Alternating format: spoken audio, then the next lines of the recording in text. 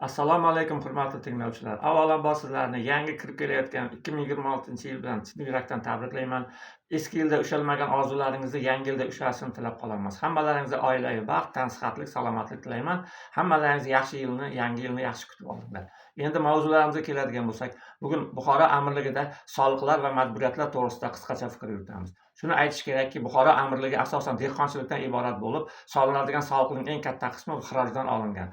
Xirojdan olinadigan soliq avvallari 1/3 qismi bo'lgan, lekin keyinchalik hosilni bir dalaga aylanib, amaldorlar va soliq yig'uvchilar oqsoqollar bilan birga hosilning cho'g'ini ko'rib, undan keyin soliq solingan.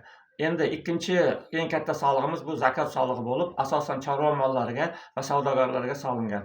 Agar chorva molining egasi qora moli yo qo'yi bo'lsa, otlari bo'lsa, 40 taga yetsa va undan ortsa 2,5% ni soliq sifatida bergan. Zakot bu chorva mollariga beriladigan zakotlar pul shaklida bo'lgan. Undan tashqari tanobona degan soliq bo'lgan. Bu bog'dorchilik, uzumchilik mahsulotlariga solingan soliq hisoblanadi. Endi undan tashqari o'sha paytda amirlikda turli xil kanallar, ariqlar, suv inshootlari, ko'priklar qurilgan. Mana bular uchun dehqonlarni hasharga chaqirilgan.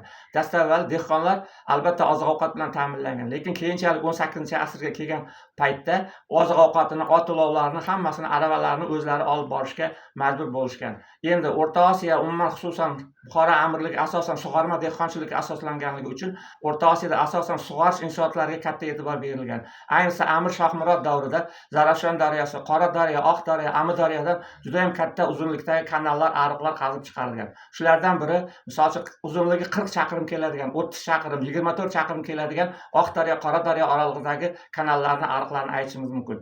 O'sha paytda 1 chaqirim degani bu 0,9 kilometr, ya'ni 900 metrni tashkil etgan. Shuning bilan bugungi suhbatimizga yakun yasaymiz. Yangi yilni yaxshi kutib olinglar, salomat bo'linglar, xayr, hammalaringizga omonchilik tilayman.